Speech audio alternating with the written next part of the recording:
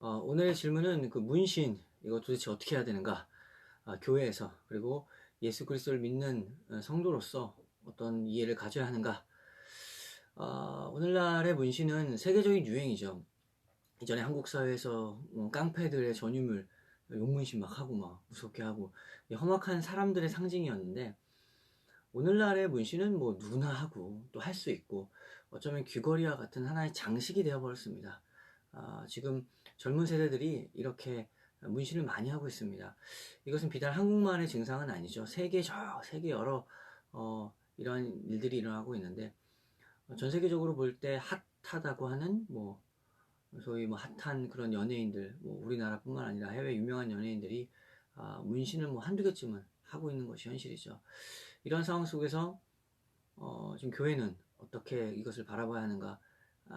어쩌면 간단합니다. 그냥 세상하고 아무 상관없이 살면 되죠.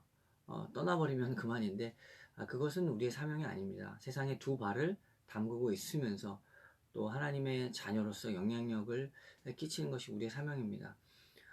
그뿐만 아니라 교회 안에서도 이러한 도전은 있습니다. 이미 청년들 사이에서는 문신을 하고 있고 또 때로는 그것을 뭐 자랑처럼 이야기하기도 하고 이런 상황 가운데 있을 때 목회자로서 또 교사로서 부모로서 이것을 이제 어떻게 이해하는가. 성경에서 문신이 죄다라고 이렇게 분명하게 말해주면 좋겠지만 사실 그 신약 성경에서는 예수님을 믿는 사람이 문신을 뭐 하느냐 마느냐에 대해서 구체적인 언급은 없습니다. 그래서 문신이 죄다라고 속단해서는 안 되는 거죠. 왜냐하면 성경이 침묵하는 곳에서 우리도 침묵해야 됩니다. 이건 당연한 것입니다. 그렇다고 또 그냥 막 해도 되는가? 그것도 안 나와 있거든요. 뭐 어떻게 하란 말인가? 이 문제 역시도 그 회색지대에 속한 질문으로서 성경이 어떻게 말하고 있는가? 끝까지 가서 성경이 말하고 있는 원리를 따라서 그 원리로 우리의 삶의 적용점을 찾아볼 수 있는 것입니다. 물론 성경에서 그 문신에 대한 가장 일반적인 대답은 고린도전서 6장 19절입니다.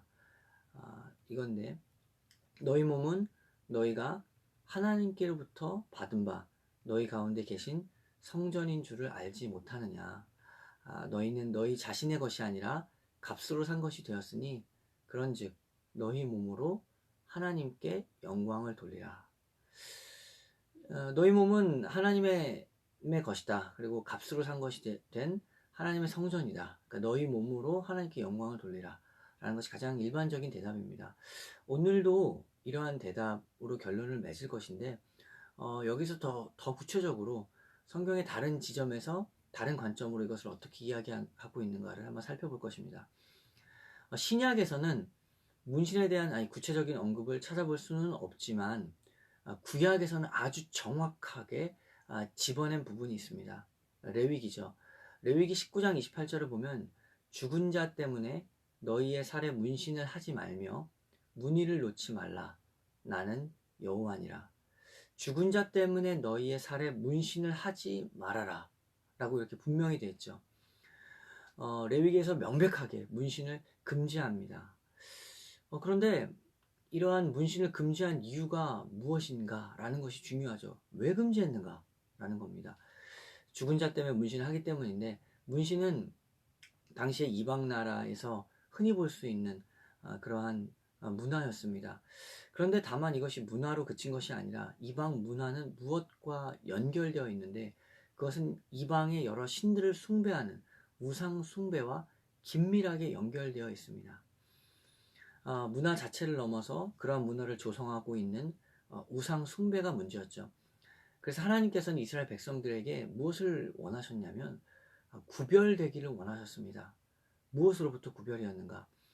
우상 숭배로 물든 세상으로부터의 구별이었고 하나님의 거룩한 백성으로서의 구별이었습니다. 그래서 이렇게 말하는 겁니다. 하나님은 너희가 누구에게 속해 있는가? 너희는 누구에게 속한 이스라엘 백성이냐라는 것이죠. 그래서 이 말씀을 하고 나서 곧바로 나는 여호와다 라고 말합니다. 하나님이 자신이 누구신지를 드러내는 것이죠. 이스라엘 백성이 누구에게 속했는지를 명확하게 드러내신 것입니다. 나는 여호와다. 이스라엘은 하나님께 속했습니다.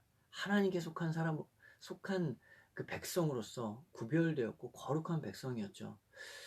이러한 레위기의 법은 물론 오늘날 그 구약의 제사법을 가지고 오늘날 살아가라는 얘기는 아닙니다. 그러나 중요한 것은 이러한 법이 제정되었을 때 하나님이 어떤 의도로 이 법을 제정했고 이 법을 통한 하나님의 뜻은 무엇인가 라는 것은 여전히 우리에게도 동일하게 살아있는 말씀입니다. 하나님은 세상 문화 그리고 그 세상 문화 너머에서 이면에서 조종하고 있는 마귀 그리고 마귀적인 사상, 물질주의 그리고 외모지상주의와 같은 것들로 구별되어서 살아가라고 원하십니다. 결론을 말씀드리면 문신이 죄다 아니다를 넘어서서 구약에서 문신을 금지한 하나님의 뜻이 무엇인가를 더 초점으로 살펴봐야 됩니다.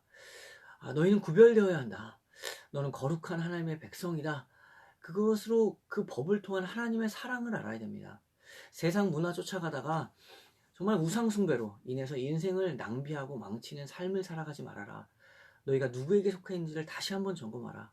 나는 여호와 하나님이다. 하나님께 속한 자로서 거룩하고 구별된 그 삶을 살아가라. 하나님의 간절한 사랑의 표현인 이 법으로 표현된 것처럼 하나님의 마음을 더욱더 묵상하는 것이 이 문신에 대한 아주 적절한 이해라고 생각합니다.